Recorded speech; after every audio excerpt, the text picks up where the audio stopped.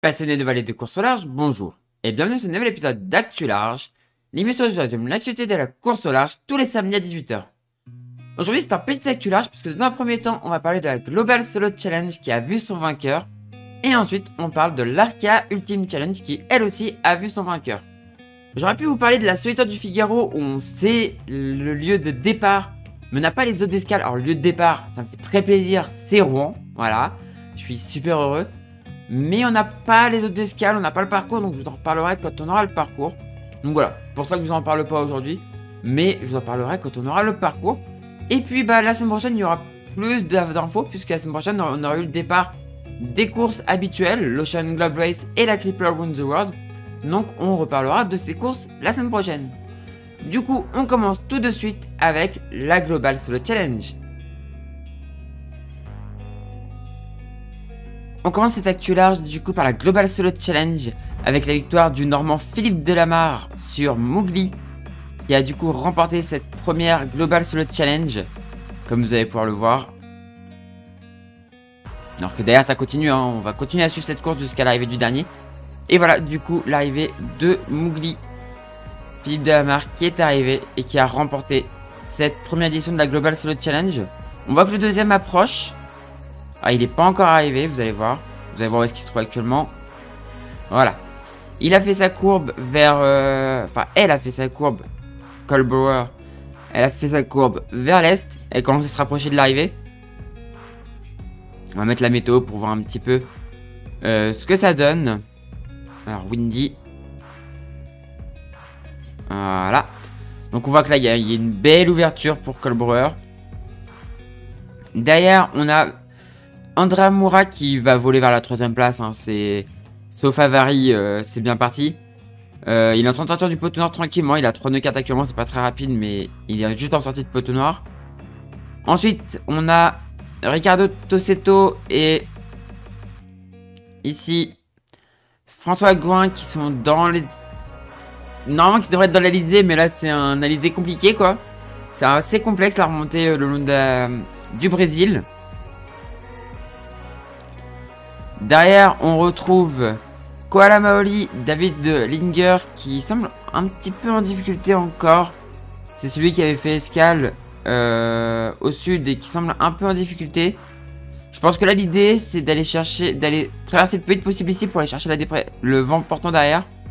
Je pense que c'est l'idée. À voir si ça marche ou pas. De toute façon, il n'y a pas trop de concurrents proches.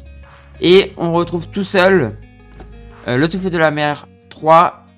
Robin Louis qui sur son X37 qui est très loin, arrive à peu près au milieu du Pacifique.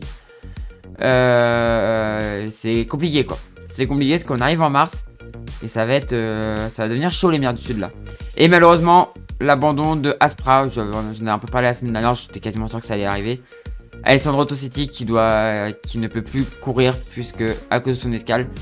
Il ne pourra pas sortir des mers du sud avant que ça devienne trop galère. Si on regarde la météo pour lui, du coup là il y a une dépression. On va regarder si ça va l'aider. Il devrait avoir du vent portant assez longtemps. Il va pas falloir traîner mais il y a du vent portant assez longtemps. Par contre on voit que le 5 mars, donc dans 3 jours. Ouais, il sera toujours du portant mais ça va se calmer quoi. Le vent va se calmer.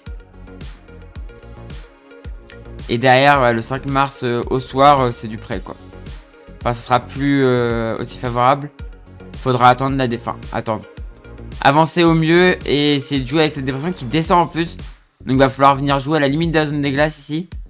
Pour pouvoir continuer à avancer. Si on regarde un petit peu pour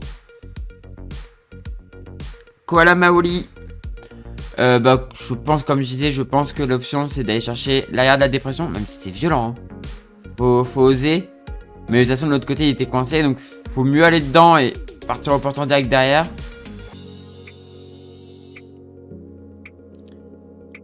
Mais elle est bien puissante celle-là. Hein. Et donc après, là, ça va être du portant. Faut se laisser porter quoi. Il va falloir qu'il se laisse porter vers le nord par la dépression. Et essayer de pas trop traîner quand même, parce que derrière, il y a une zone de molle qui arrive.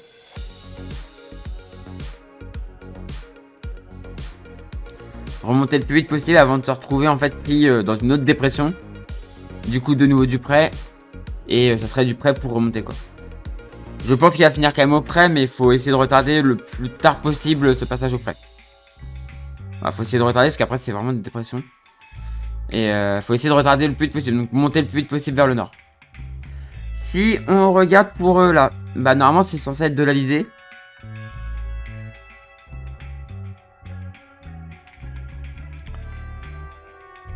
Ouais, ça va mieux s'orienter dans les prochains jours. Le 5 mars, on voit que c'est mieux orienté. Par contre, ce sera toujours pas très fort, quoi. Hein. Mais ça va être mieux orienté, donc ça devrait leur permettre de monter assez vite vers le nord. Et on voit que derrière le poteau noir semble ouvert. Il y a une ouverture là qui se forme dans l'ouest. Donc ça va s'arranger pour eux. La situation va s'arranger. Ça sera après, ça va être une montée plein nord. Et un passage du poteau nord. Et ensuite, l'Alizé. Pour Vento di Sardegna, donc Andrea Moura. L'Alizé de l'hémisphère nord. Ça semble établi malgré la grosse zone de molle. Il va falloir monter comme ça, éviter la zone... Enfin, ne pas aller trop vers l'ouest. Ouais, non, la zone de molle disparaît le 6 mars. Elle a totalement disparu et l'Alizé revient assez fort le 6 mars. Donc non, c'est bon. Il va pouvoir aller tout droit. Là, l'ouverture, elle semble être pas ici, là, pour l'instant. 7 mars.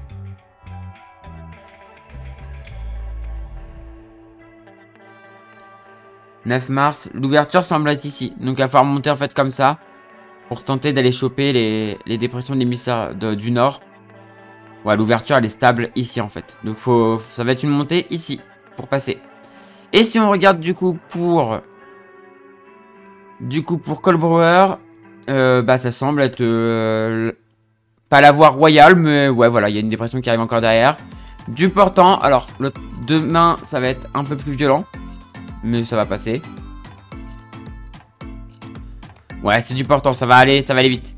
Actuellement, Colbrower est à... sur son classe 40, donc en plus c'est classe 40, ça va vite. Hein. Celle-là, elle est à 10 nœuds 1. Donc c'est rapide. C'est assez rapide. Actuellement, 10 nœuds 1. Donc c'est pas trop... c'est vraiment bien, quoi. 1038 000 de l'arrivée. Ça va le faire large. Ça va le faire large. Que du portant. Ah, il faudra pas être trop sud quand même, parce que derrière, s'il y a ça... Non, non, ça va le faire. Ça va être quasiment là, ça va être... Maintenant, c'est quasiment de la ligne droite jusqu'à l'arrivée. Elle sera arrivée dans une semaine. Donc, dans une semaine, on refera le point sur la course et on verra l'arrivée de Colbrower dans une semaine d'un Actu-Large. Et on finit ce petit Actu-Large, du coup, par l'Arkea Ultimate Challenge, où on a les deux premiers, ça y est. Bon, de toute façon, il n'y avait pas un suspense... Voilà, il n'y avait pas un énorme suspense. Hein. Bon, on va revoir du coup le redépart de Gitana, Charles Caudrelier. Très belle victoire quand même de Charles. J'ai un peu critiqué la course, c'est vrai, parce qu'il n'y avait pas un suspense de fou. Parce que pour moi, c'est un peu compliqué avec aussi peu de bateaux de faire une course. Mais bon, voilà, c'est mon avis. En fait, le problème, c'est que voilà, dès qu'il y en a qui font escale, derrière, ça crée des gros écarts et on se retrouve avec une course sans suspense, quoi. Donc, c'est un peu dommage. Mais bon. C'est plutôt des bateaux de record ou de courses intégrées, de courses courtes, donc route du Rhum, Jack Vabre. Des courses intégrées à d'autres courses comme ça. Si eux, il se passe pas grand chose, il y a d'autres courses, enfin, il y a d'autres classes pour faire un peu le show, quoi. Mais bon. Du coup, belle victoire quand même de Charles Caudrelier qui a quand même bien mené. C'est courageux d'avoir continué le tour du monde avec un bras comme ça, avec un carénage comme ça pété. C'est assez courageux, franchement belle victoire. Belle arrivée ensuite de Thomas Coville en deuxième position. Arrivée encore émouvante, hein, mais c'est les arrivées à la Thomas Coville. Toujours très philosophe, toujours magnifique. Magnifique toujours ces arrivées. Derrière, on retrouve Armel Leclash.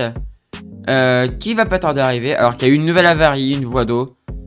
Encore, troisième avarie, ça fait beaucoup. mais qui devrait arriver d'ici peu. Il est à 18 nœuds 2 à 669 000 de l'arrivée. Et ensuite, on retrouve les deux derniers. Donc, Actual, qui est le long qui rase les côtes du Brésil. Pour éviter en fait le plus fort du poteau nord, je pense. On va regarder ça. Et Eric Perron sur l'Adagio qui lui est beaucoup plus au large. Et bah en fait est beaucoup plus en retard aussi. Donc là peut-être que son cap va l'amener au même endroit. Mais voilà. On va regarder du coup la météo actuelle. Je vous mets directement ça parce que je sais que la météo sinon je vous l'auriez pas. Alors oui d'ailleurs très beau geste de la part de Tom Laperche qui a été applaudir l'arrivée de ses copains d'aventure. Donc de Charles Caudrelier. Il était là aussi à l'arrivée de Thomas je crois.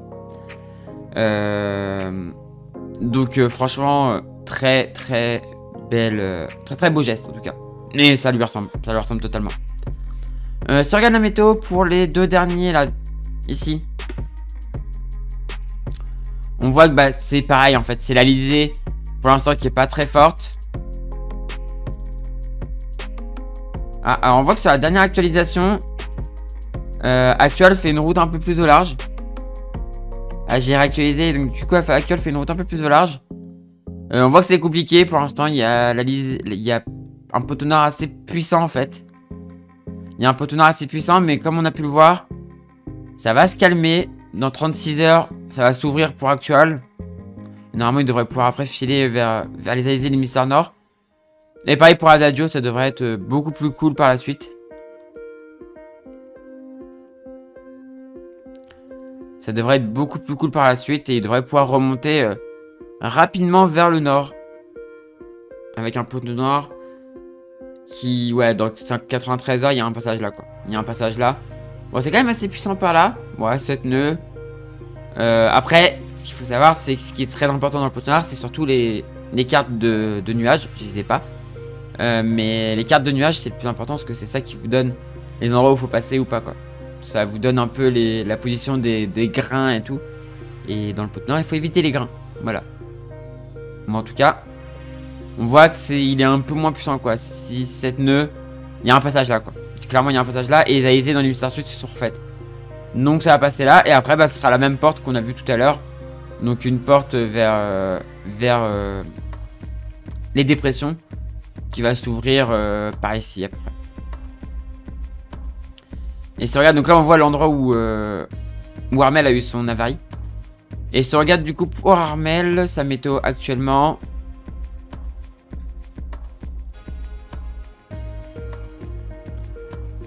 On voit qu'il est à l'arrière d'une dépression. Mais comme il est en... Normalement, il devrait aller beaucoup plus vite que ça. Hein. Mais avec son avarie, c'est normal qu'il aille pas aussi vite. Mais la dépression, normalement, est à... Ouais, 21h. 600 000, techniquement, un ultime comme ça, 600 000, il les fait en une journée. Hein. Là, 18 nœuds. Je pense pas qu'il les fera. Peut-être qu'il va accélérer un petit peu pour essayer quand même de rester dans la dépression. Sinon, derrière, c'est une zone de molle qui l'attend. Mais ouais, après, non, il y a toujours de l'air. Dans 21h, il y a de l'air ici. Ouais, non, il y a toujours un peu d'air. Donc, ouais, je pense qu'une arrivée demain ou après-demain, on sera dans la vérité. Mais ça devrait être relativement rectiligne jusqu'à l'arrivée. Voilà. Mais en tout cas, c'était... Bon, au tout début, c'est une course super intéressante. Après, c'était un peu moins intéressant. Mais dans tous les cas, on va faire un point sur les deux qui resteront en course dans une semaine. Dans Actu Large. Voilà, c'est la fin de cette vidéo. Comme d'habitude, petit appel sponsor. Si vous connaissez quelqu'un qui connaît quelqu'un, vous êtes vous-même chef d'entreprise, n'hésitez pas à aller aider les skippers en recherche de budget. Je pense par exemple à Violette d'Orange qui pourrait être la plus jeune skippeuse du Vendée Globe. Donc n'hésitez pas à les aider, c'est super important. C'est très bien pour vous, c'est un bon retour sur investissement et c'est très important pour eux. Du coup, c'est la fin de cette vidéo. Si elle vous a plu, on fait briller le pouce en l'air. N'hésitez pas à commenter et à partager. Et si vous n'êtes toujours pas abonné à cette chaîne, n'hésitez pas à vous abonner pour ne rater des prochaines vidéos. Quant à moi, je vous dis à la prochaine pour une prochaine vidéo sur cette chaîne ou sur une de mes autres chaînes, ou pour un live sur Twitch ou sur ma chaîne principale, YouTube. Et du coup, ciao tout le monde. Ciao, ciao, ciao.